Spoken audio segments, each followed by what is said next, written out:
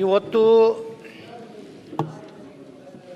ಧರ್ಮಸ್ಥಳದ ಮಂಜುನಾಥ ಸ್ವಾಮಿ ಆಗಲಿ, ಅಲ್ಲಿನ ಧರ್ಮಾಧಿಕಾರಿಗಳ ವಿರುದ್ಧ ಒಂದು ಷಡ್ಯಂತ್ರ ಇವತ್ತು ಈ ರಾಜ್ಯದಲ್ಲಿ ನಡೀತಾ ಇದೆ. ಈಗಾಗಲೇ ಸುನೀಲ್ ಕುಮಾರ್ ಅವರು ಆರ್ ಅಶೋಕರು ಭಾಳ ಚೆನ್ನಾಗಿ ವಿಸ್ತೃತವಾಗಿ ಮಾತನಾಡಿದ್ದಾರೆ. ಹಿಂದೂಗಳ ಭಾವನೆಗಳನ್ನು ಅದರ ಜೊತೆಗೆ ಚೆಲ್ಲಾಟ ಆಡುವಂಥದ್ದು, ಹಿಂದೂಗಳ ದೇವರುಗಳನ್ನು ಅಪಮಾನ ಮಾಡುವಂಥದ್ದು ಇವತ್ತಿಂದಲ್ಲ, ಈ ದೇಶಕ್ಕೆ ಬಂದಂಥ ಮೊಘಲರಿಂದಲೇ ಈ ಒಂದು ವ್ಯವಸ್ಥಿತವಾಗಿ ಹಿಂದೂ ಸನಾತನ ಧರ್ಮವನ್ನು ನಾಶ ಮಾಡುವಂಥ ಒಂದು ವ್ಯವಸ್ಥಿತವಾದಂಥ ಸಂಚು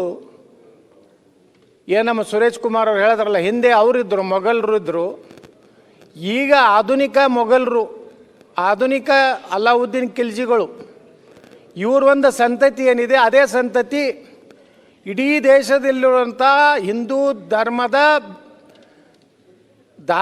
ಪವಿತ್ರವಾದಂಥ ಧಾರ್ಮಿಕ ಸಂಸ್ಥೆಗಳ ಮೇಲೆ ಒಂದು ರೀತಿ ವ್ಯವಸ್ಥಿತವಾಗಿ ವಿದೇಶಿ ಹಣದ ಮೂಲಕ ಇಂತಹ ಸೋಕಾಲ್ಡ್ ಬುದ್ಧಿಜೀವಿಗಳು, ಎಡಚರರು, ಅವರಿಗೆ ಪ್ರೋತ್ಸಾಹ ಕೊಡುವಂಥ ಒಂದು ಜಾತ್ಯತೀತ ಅನ್ನುವಂಥ ಒಂದು ಡೋಂಗಿ ಮುಖವಾಡನ ಹಾಕೊಂಡಂಥ ಜನ ಕೂಡಿ ಇವತ್ತು ಧರ್ಮಸ್ಥಳವನ್ನು ಅಪವಿತ್ರ ಮಾಡುವಂಥ ಒಂದು ಕೆಲಸಕ್ಕೆ ಹೋಗ್ತಾ ಇದ್ದಾರೆ.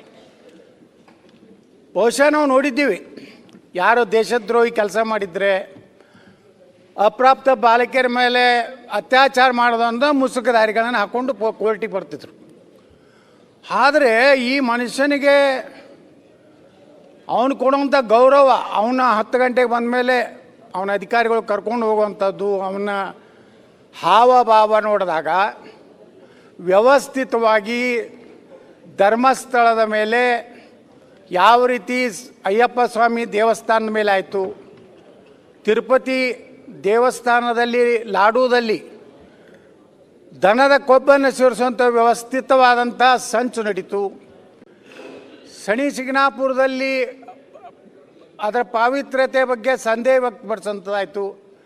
ಇದನ್ನೆಲ್ಲ ನೋಡಿದಾಗ ನಮಗೆ ಅನ್ನಿಸ್ತಾ ಇದೆ, ಇವತ್ತು ಧರ್ಮಸ್ಥಳವನ್ನು ಸಹ, ಯಾಕಂದ್ರೆ ಧರ್ಮಸ್ಥಳ ಅಂದ್ಕೊಳ್ಳೇ ಮೊದಲ ಅನ್ನವನ್ನು ನೀಡುವಂಥ, ಪ್ರಸಾದ ಕೊಡುವಂಥ ದಾಸೋಹ ಪ್ರಾರಂಭ ಮಾಡಿದಂಥ ಒಂದು ಧಾರ್ಮಿಕ ಸಂಸ್ಥೆ. ಅದು ಯಾವುದೇ ಜಾತಿಯವರು ಅದರದ್ದು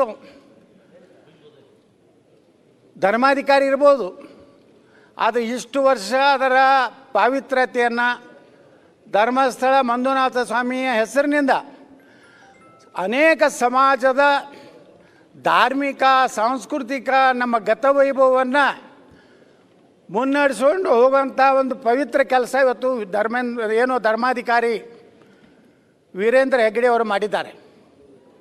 ಅಧ್ಯಕ್ಷರೇ, ನಮ್ಮ 3000 ಮಠದ ಸ್ವಾಮಿಗಳು ಮೊನ್ನೆ ಒಂದು ಮಾತು ಹೇಳಿದ್ರು, ಈ ರಾಜ್ಯದಲ್ಲಿ ಅನೇಕ ವೀರಶೈವ ಮಠಗಳಿವೆ,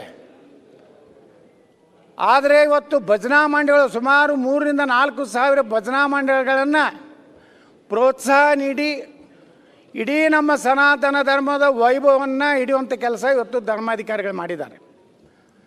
ನಿಮಗೆ ಏನೋ ಒಂದು ಘಟನೆ, ಸೌಜನ್ಯ ಒಂದು ಹೆಸರು ಮಾತ್ರ ತಗೊಂಡು ಯಾವನೋ ಒಬ್ಬ ಹೇಳ್ತಾನೆ, ಅಂಥದಕ್ಕೊಂದು SIT ನೇಮಕ ಮಾಡಿದ್ದೇ ಮೊದಲೇ ದೊಡ್ಡ ತಪ್ಪು.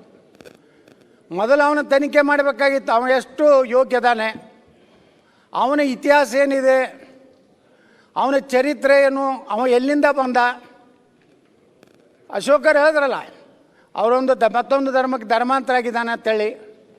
ಇದನ್ನೇ ಎಲ್ಲ ಅವನ ಇತಿಹಾಸವನ್ನು ತಿಳ್ಕೊಂಡ ಮೇಲೆ, ಯಾಕಂದ್ರೆ ಪೊಲೀಸ್ ಇಲಾಖೆ, ನಮ್ಮ ಕರ್ನಾಟಕ ಪೊಲೀಸ್ ಇಲಾಖೆ ಹೆಂಗಾಗಿಬಿಟ್ಟಿದೆ ಅನ್ನೋದು ಅಧ್ಯಕ್ಷರೇ, ಮೈಸೂರಿನಲ್ಲಿ ಡ್ರಗ್ ಏನು ಕಾರ್ಖಾನೆ ಇದ್ದಿದ್ದು ಗೊತ್ತಿಲ್ಲ, ಮಹಾರಾಷ್ಟ್ರದವರು ಗುಜರಾತ್ದವರು ಕರ್ನಾಟಕ ಬಂದು ಅವನ್ನೆಲ್ಲ ಅಪರಾಧಿಗಳನ್ನ ಹಿಡ್ಕೊಂಡು ಹೋಗ್ತಾರೆ. ನಮ್ಮ ಗೃಹ ಮಂತ್ರಿಗಳದ ಒಂದು 2-3 ಉತ್ತರ ನನ್ನ ಗಮನಕ್ಕೆ ಬಂದಿಲ್ಲ, ಪರಿಶೀಲಿಸಿ ಹೇಳುತ್ತೇನೆ. ಈಗ ನಾನು ಚರ್ಚೆ ಮಾಡುತ್ತೇನೆ.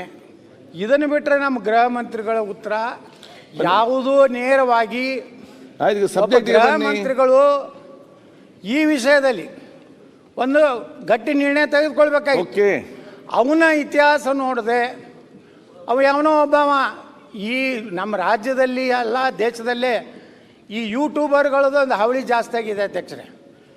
ಇಷ್ಟು ಕೆಟ್ಟ ಪರಿಸ್ಥಿತಿ ಆಗಿದೆ ಯೂಟ್ಯೂಬರ್ಗಳದ್ದು.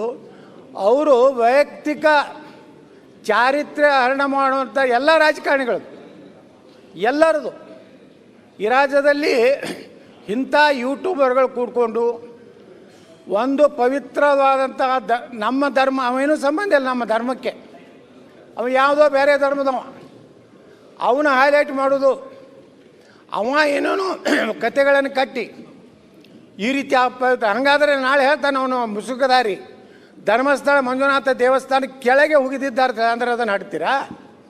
ಈ ಬಾಹುಬಲಿ ಗುಡ್ಡಕ್ಕೆ ಬೆನ್ನ ಹತ್ತಿದ್ರಿ ಅಂದರೆ ಇನ್ನೂ ಎಷ್ಟು ದಿವಸ ಈ SIT ಅವ್ರಿಗೆ ಕೆಲಸ ಮಾಡೋರು?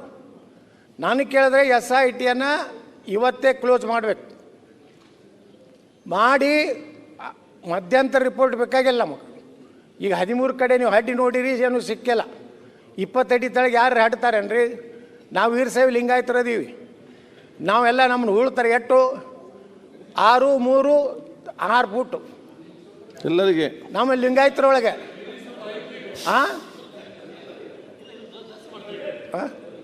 ಇವು 20 ಫೂಟ್ ಹಾಡ್ತಾರವ್ರು SIT ಅವರು.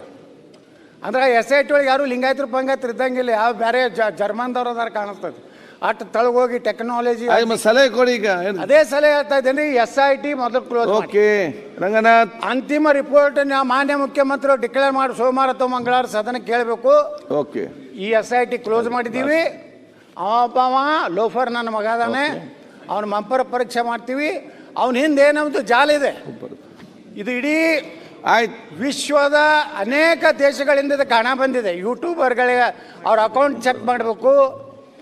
ಅದ್ರ ಜೊತೆಗೆ ಅವ್ರಿಗೆ ಯಾರ್ಯಾರು ಅಲ್ಲಿ ಒಬ್ಬದಾನ, ಅಲ್ಲಿ ಶಾಸಕರ ಭವನಕ್ಕೆ ಬಾಂಬ್ ಹಾಕದವ, ಅಂಥವನ ಮಾತು ಕೇಳಿ ನೀವು ಇದನ್ನು ಮಾಡ್ತೀನಂದರೆ, ಅವ ಒಬ್ಬ PSI ಇದ್ದ, ಅವ ಇಲ್ಲಿ ಬಾಂಬ್ ನಮ್ಮ ಶಾಸಕರ ಭವನದಾಗ ಒಂದು ಇದ್ರ ಬಾಂಬ್ ಹಾಕಿದ್ದವನು.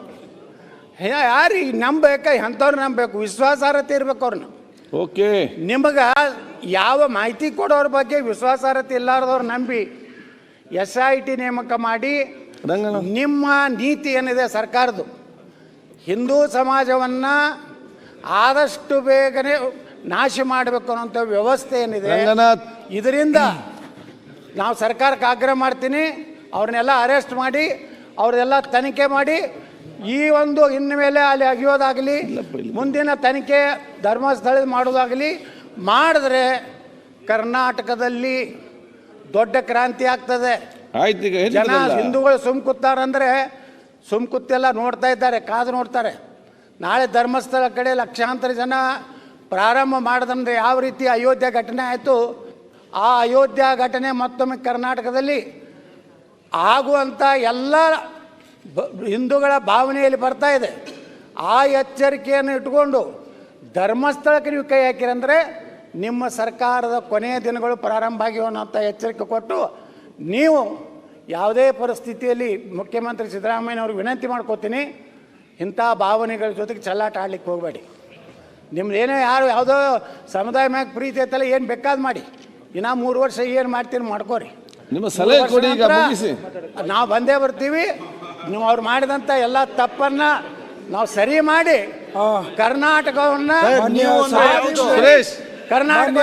ನಾವು ಬರ್ತೀವಿ ಅಂದ್ರಲ್ಲ, ಯಾವ್ದು ಇಂಡಿಪೆಂಡೆಂಟ್ ಬಿಜೆಪಿ ಅವ್ರು ಯಾವ ಪಕ್ಷ ಅಂತಾನೆ ಇಲ್ಲ. ಯಾವುದು ರಂಗನಾಥ್ ಮಾನ್ಯ ಸಭಾಧ್ಯಕ್ಷ ನಾವು ಬರಿಲ್ಲ ಹೇಳ್ರಿ ಸರ್, ಅವ್ರು ಯಾವ್ದಂತ ಹೇಳ್ಬೇಕಲ್ಲ. ಏನ್ ಸುರೇಶ್? ಆಯ್ತು, ಇಲ್ಲಿ ಬೇಡ, ಸುರೇಶ್ ಇಲ್ಲಿದ್ದಾರೆ ಅವರು. ರಂಗನಾಥ್ ಮಾತಾಡಬೇಡಿ. ನಾವು ಬರ್ತೀವಿ ಅಂದ್ರಲ್ಲ, ನೀವು ಅಂದ್ರೆ ಯಾವ್ದು ಬಿಜೆಪಿನ ಅಥವಾ ನಿಮ್ದೇ ಪಕ್ಷನ ಅಂತ ಭಾವನೆಗಳು ಇದ್ದವ್ರು ಬರ್ತಾರ ಅಂತ ಹೇಳಿದ್ರು. ಎಲ್ಲ ನಾವು ಹಿಂದೂ ಎಲ್ಲಾ ಭಾವನೆಗಳಿದೆ, ಎಲ್ಲ ನಿಮ್ಗಿಂತ ಜಾಸ್ತಿ ಭಾವನೆ ನಾವು ಹಿಂದೂಗಳ ಎಲ್ಲಾನು. ಸಭಾಧ್ಯಕ್ಷರೇ, ಆಲ್ ಆರ್ ಈಕ್ವಲ್, ಎಲ್ಲ ಒಂದೇ. ಆಯ್ತು.